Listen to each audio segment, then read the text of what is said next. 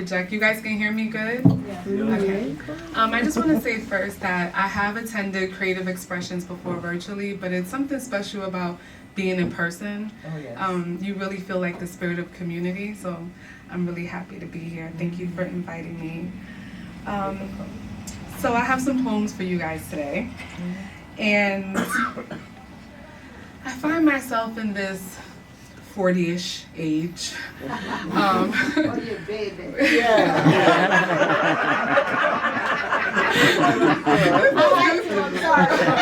Look, it feels good to hear somebody say that. 'Cause I'm like, you know, now that I have like my teenagers about to go to college, and I have the 10-year-old that's off doing his own thing, I feel like, what now? But anyway, these poems is what now. Yes. This is where I'm at in this new discovery stage. This first poem is titled Unraveled, after Lucille Clifton. I've been reading a lot of Lucille Clifton lately. I've been this woman since 1984. Since Orwell said perhaps one did not want to be loved as much as to be understood. Since America's barren land was sculpted from the nitty-gritty of African soil and I was a seedling of the diaspora. Since the Tupac and Biggie war ripped through my College Ave street, and we all rep Tupac, though none of us had ever dreamed of going to the West Side. And I've been this woman through each winter of democracy, the kind no one likes to admit does not exist. The kind that pencils me into a dream that isn't black, isn't feminine, isn't a single mother trying to find her way through a battleground of shame. See, I've been this woman since God told my mama to love. And when she gave her body to man, it was burnt in ash and I was the gold that glittered from her womb. I've been this woman since these poems were just words, alphabets, for the sake of training my tongue to be a rifle. An AR-15 barreling down on my white professors who taught me Shakespeare and Frost when I knew it was Baraka, Kamanyaka, and Giovanni who were the real goats. See, I've been this woman in this apple-shaped body with this coiled wool hair slipping into a raging red moon at midnight, where my vision is the flesh of freedom, a place where I do not have to be obedient.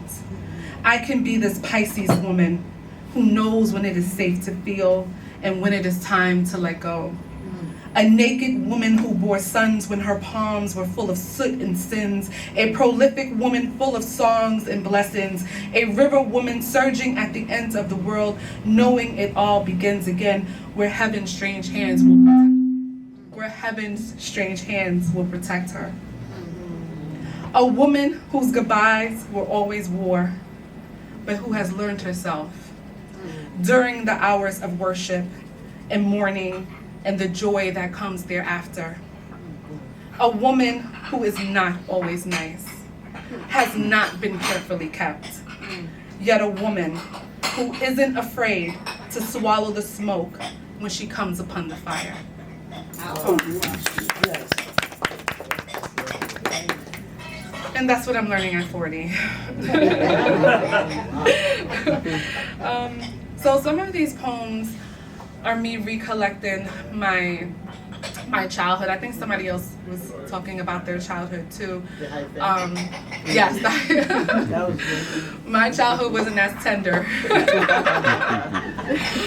But I just finished writing a memoir, so a lot of these other poems come from that. This poem is titled Blessed is the Block That Helped Me Survive Home. When I was a little girl, I dreamed of home, where my mother wore pearls and baked bread with raisins. My father was there too. He was a hard-working man who pulled me into the scent of his woodwork, his Bajan accent spiraling in my eardrum. But on my block, sometimes mothers do not come home.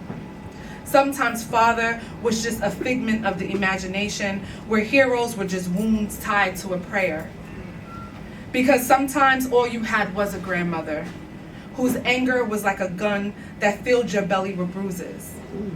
Because sometimes there were no kitchens filled with chocolate chip love, no bedtime stories or lullabies that eased you into night's wretched solitude.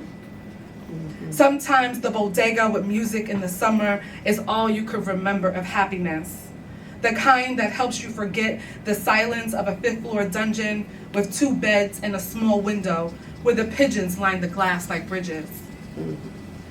Sometimes the concourse bus is all you can remember of escape, like how you purposely missed your stop and ended up near Claremont, where the boys were playing manhunt, and somehow you all began running to hide, to search for any place that would have you.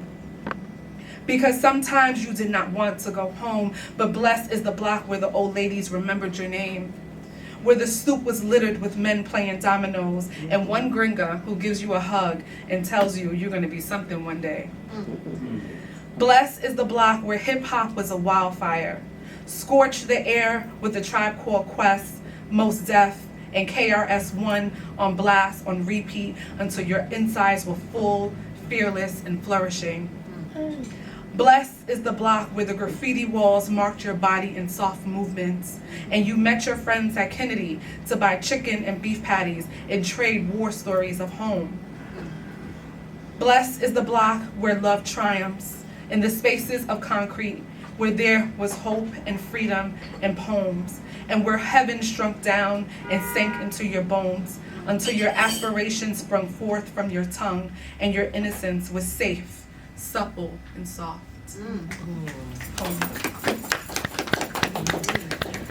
I wasn't planning to say this, but because the lady from the open mic really inspired me, I too just created a zine. And it is one of my first projects as Bronx Poet Laureate. So I created Poetic Pathways as a poetry meetup community in the Bronx, and we meet at different venues across the Bronx, and we have workshops. There's always like a professional that comes in. The last workshop we had a licensed therapist who was also a poet, and she taught us about how poetry literally rewires your brain from trauma, like how poetry helps. Like, it was amazing. Anyway, and so this the next one is. Yeah, well, you can follow me at Poetic Pathways Inc. That's Inc. as in I-N-K, and you can keep up, and you can keep up with the upcoming events. But this is the latest. Well, this is the first zine that I created, and it's the graffiti edition. And in addition to poetry from the workshop participants, it's photos of the graffiti across the Bronx.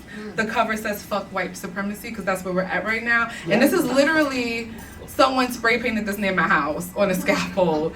So I used the picture as a cover. So I'm gonna read a short poem from the zine called "Gratitude" because that's where I'm at too. I realized gratitude just makes room for more.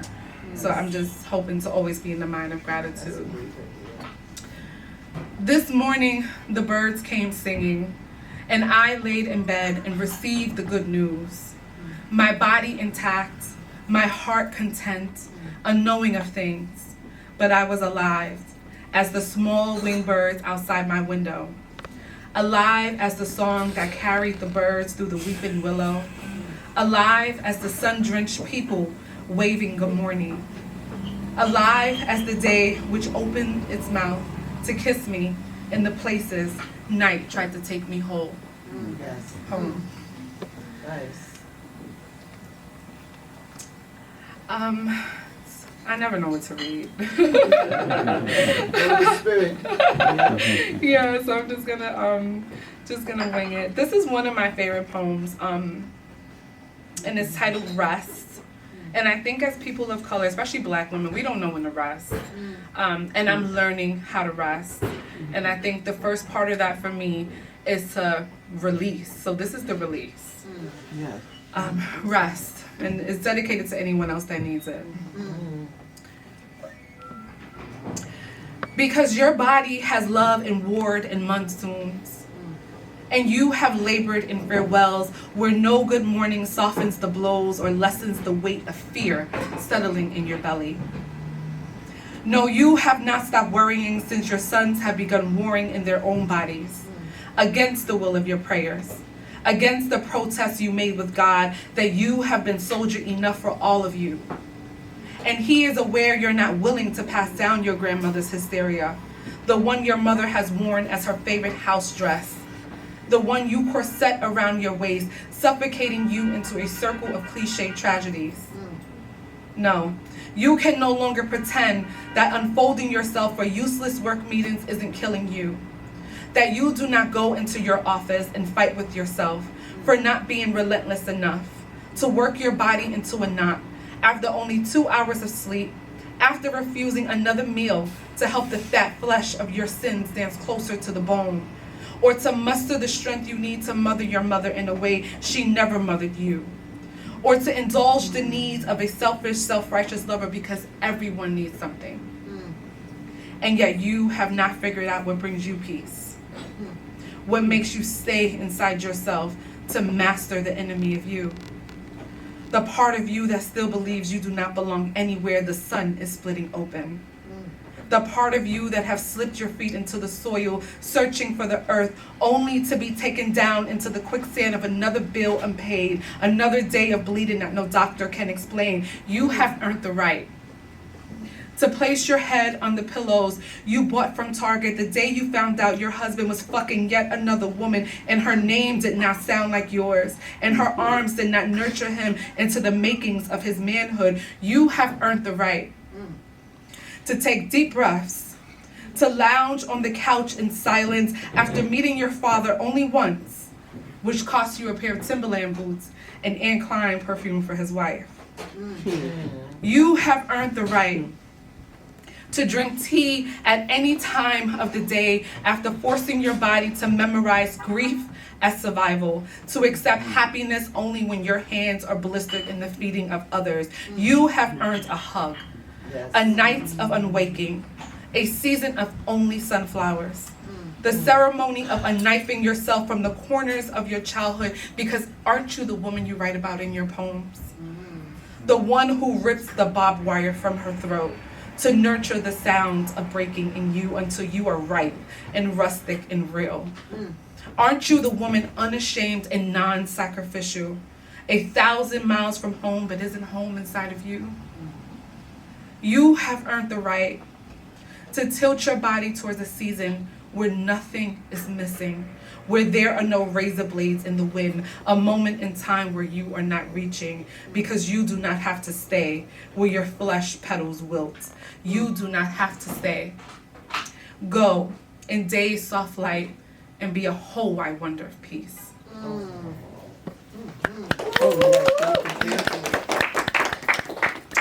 One more? Okay. Okay, so I want to end it here again because I'm writing my memoir, and sometimes we get so caught up in the trauma and the suffering that we forget those spaces that have nurtured us to softness, and we don't really meet a lot of good friends, right? A lot of people like friend. That word friend is like so, but I have one good friend who has nurtured me into my womanhood. I mean, the person who taught me how to be a friend when I didn't know how to be a friend. And this is for her. This is no title. I don't even know how to title it. So I just hope I did the friendship justice. Oh, look, she just texted me. That's so funny. Okay. We were gods before we were women. Sparing our childhoods in poetry and men, believing only in the sacraments we held within ourselves. The holiness of friendship we never gave up. We bore sons who fought us in truths we shifted into their flesh, and married men burly, black and bruised, never learning the best of us. Yet we cultivated a revolution of sisterhood and 2-hour phone calls, sometimes day trips to the places that made us remember to save ourselves, we must first forget about being rescued.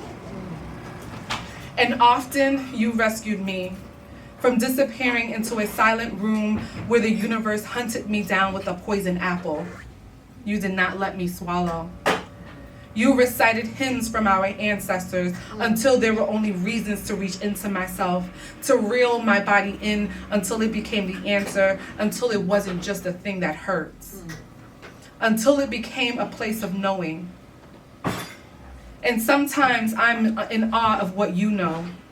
Like how you have always believed the moon would stop shivering if we stared at the sky long enough to dream our womanhood into stars.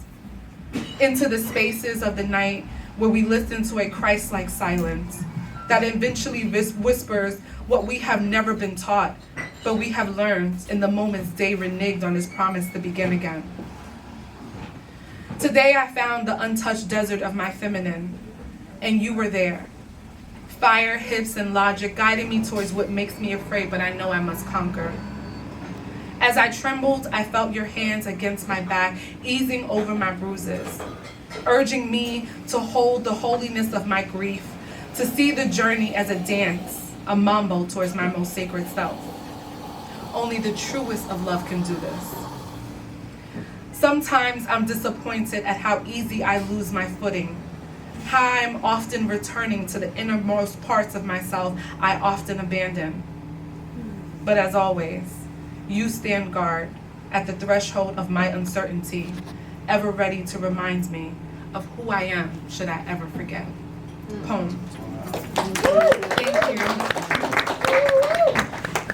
I see why you're a long light. Beautiful.